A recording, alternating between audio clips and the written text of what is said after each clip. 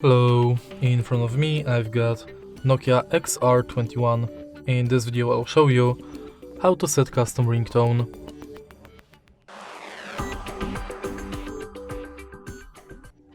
In the beginning, let's go to settings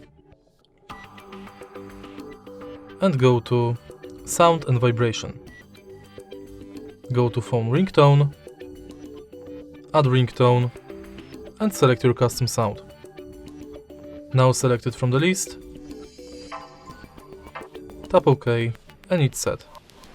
If you find this video helpful, please leave like, comment and subscribe.